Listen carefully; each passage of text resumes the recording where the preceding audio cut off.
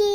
ធម្មតាខ្ញុំហៅលោកមេតបថាយ៉ាងម៉េចក៏ហៅថាលោកមេតបដូចយើងដែរតែអាចហៅយ៉ាងម៉េចទៀត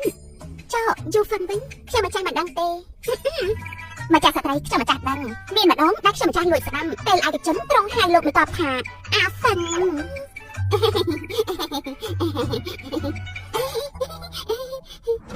ាហ្វិនបានអ្នកទាំងពីរគ្មានតំណែងទេគ្មានអ្នកណាជឿទេរឿងសំខាន់គឺតើឪពុករបស់ក្មេងនេះជាគាត់ឬអត់អាហ្វិន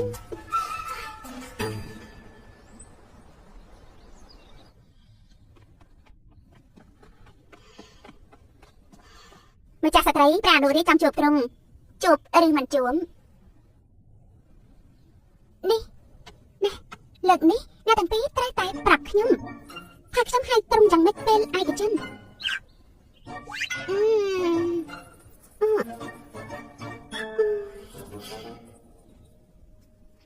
ដល់ពេលសំខាន់ត្រូវពឹងលើខ្លួនឯងហើយ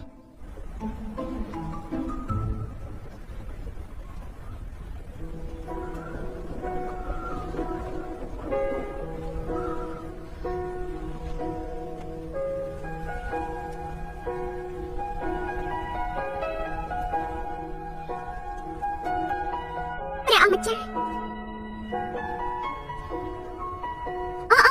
ព្រះអង្គម្ចាស់ឲ្យចាំយូរហើយព្រោះនេះត្រង់ហត់នេះហើយអ្នកនេះគ្មានអក្រៃទីមិនចាំបាច់ប្រឹងទេចាំមិនទៅហើយតែបានជួបប្រហែលថ្ងៃនិយាយគួរសមម្ល៉េះមានអ្វីមិនស្រួលទេព្រះអង្គម្ចាស់មានបន្ទូលអ្វីត្រង់ឈឺយូរហើយ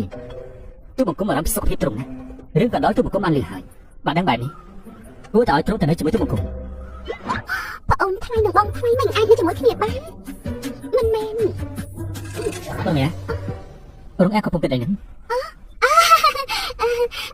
កណ្ដុរមិនជាបញ្ហាអ្វីទេអរគុណព្រះអង្គម្ចាស់ដែលបារម្ភមិនបានជួបគ្នារាល់ថ្ងៃមិនបារម្ភមិននឹងការទៅម៉ែអើយគឺចង់ធ្វើអីខ្ញុំមិនខ្យល់តែចាប់បន្តិចហើយត្រង់ទៅជាសះស្បើយគួរប្រយ័ត្នសុខភាពទូបង្គំមើលថែត្រង់រងអែរនៅក្នុងវាំងម្នាក់ឯងគួរថែរក្សាសុខភាពឲ្យល្អរងចាំធ្វើកិច្ចការធំរួចទូបង្គំនឹងបានរងអែជារឿងរហូតមិនដឹងថារងអែគិតចាំមិននោះទេតបហើយខ្ញុំភ្លេចសាច់រឿងកិច្ចការធំមិនដឹងថាព្រះអង្គម្ចាស់មានបន្ទូលពីកិច្ចការធំមួយណាទេ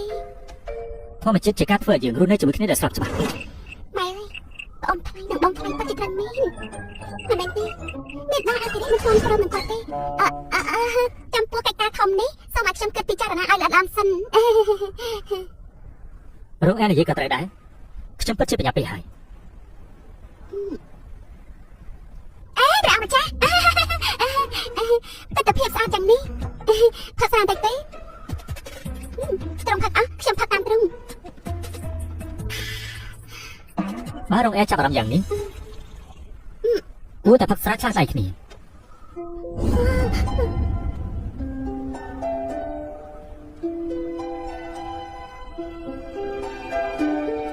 មកដល់កម្រិតនេះហើយទូលំបាកក៏ត្រូវតែផឹកដែរបើផឹកស្រាឆ្លាស់ដៃគ្នាហើយខ្ញុំទុកថាត្រង់យកប្រំហើយ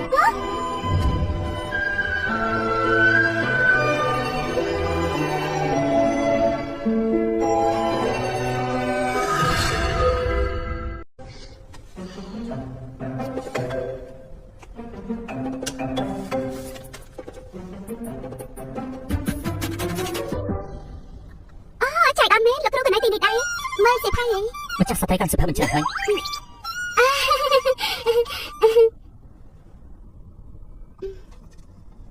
មើលទៅលោកដឹងបំណងរបស់ខ្ញុំមកទីនេះហើយទូបង្គំគ្រាន់តែស្មានថាត្រង់ចលបាច់នោះមកប្រើទៀតខ្ញុំតែនិយាយត្រង់សន្យាជាមួយទូបង្គំហើយមែនទេត្រង់មិនអាចធ្វើបែបនេះម្ដងហើយម្ដងទៀតទេរឿងនេះសុទ្ធតែជាសំណួរដែលខ្ញុំត្រូវដោះស្រាយ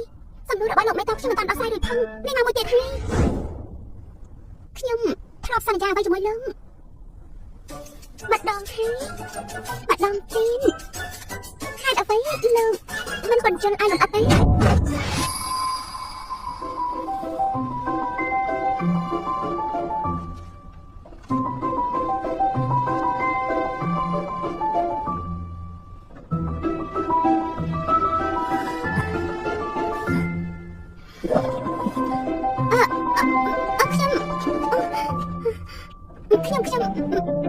មិនយល់ខ្ញុំ អ្វីកាត់ឡើងដែលធ្វើឲ្យលោកតាំងចិត្តទីខ្ញុំបែបនេះអេបើមិននិយាយមិនអត់ទេ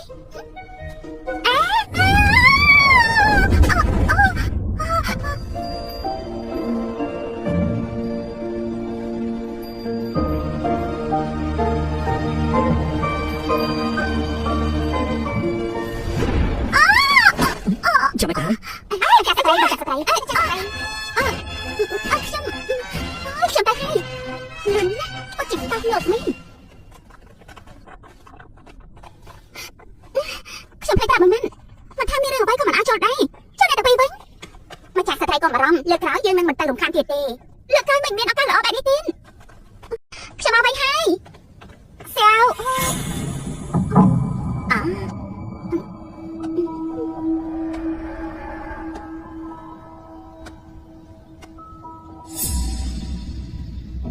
ព្រះមេដាត្រឡប់មកវិញហើយសុំសួរថាក្មេងនេះមកពីណាគួរឲ្យស្រឡាញ់ណាតែតែផាត់ម៉ាំងថ្ងៃត្រង់ព្រះរាជបុត្រមិនសម្រាប់នៅដំណាក់របស់ខ្លួនមិនក៏មានតែម្លេងយើងបើមិនមែនទូបង្គំនឹកដល់សុខភាពរបស់ព្រះមេដាក៏មិនដឹងថាដំណាក់របស់ព្រះមេដាពិតជាអ៊ូអរយ៉ាងនេះទេសៀវហ៊ូគឺជាកូនឆ្មាដែលជប់មកដើម្បីចាប់កណ្ដុរនឹងជិមដំណាក់ព្រះមេដាហើយ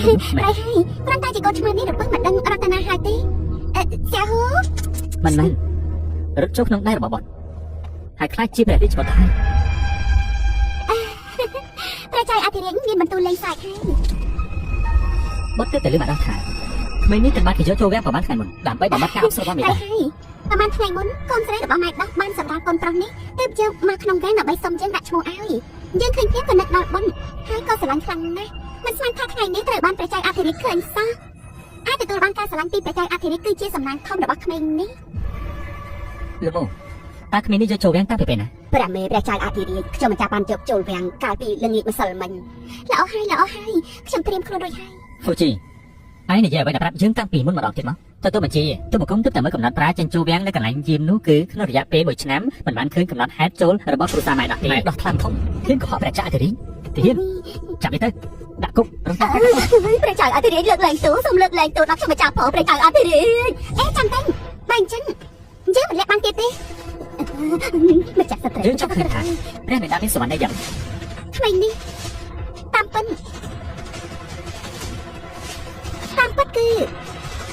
ិតគឺកូនបង្កើតរបស់ព្រះចៅអធិរាជមេដាកុំសវណ្ណព្រៃប្រាកូនចៅរាជវង្សតែមានកំណត់ត្រានៅក្នុងវាំងបើជាកូនទូបង្គំមិនទូបង្គំមិនដឹងកូនមកពីណាតើបុននៅចាំទេយប់មួយដែលបុតមកដំណាក់យើងតែចៃដន្យស្វឹងខ្លាំងពេកក៏ដេកលក់សំទោសណាជឿនៅក្នុងបន្ទប់មើលថែយប់នោះក៏មានទំនាក់ទំនងជាមួយជឿមិនជួបប៉ុន្មានជឿក៏មានគោលនេះជាដំណឹងដ៏រីករាយបំផុតគ្រាន់តែព្រះរាជបុត្របន្តរៀបអភិសេកហើយក្នុងវាំងក៏គ្មានអ្នកណាអាចចាត់ចែងបានយើងគិតថាគួរតែលាក់រឿងនេះសិនរងចាំព្រះរាជបុត្ររៀបអភិសេកហើយទៅប្រាប់រឿងនេះទៅព្រះចៅអធិរាជហើយប្រកល់ក្មេងនេះឲ្យទៅបន់យើងអាណិតតែឪពុកម្ដាយនៅលើលោកនេះប៉ុណ្ណោះព្រះចៅអធិរាជដឹងត្រឹមតែថាថ្ងៃនេះយើងមានសុខភាពមិនល្អតែមិនដឹងថាយើងបារម្ភពីចៅប្រុសនេះខ្លាំងប៉ុណ្ណាទេនេះមិនក៏ប្រហែលខែមុន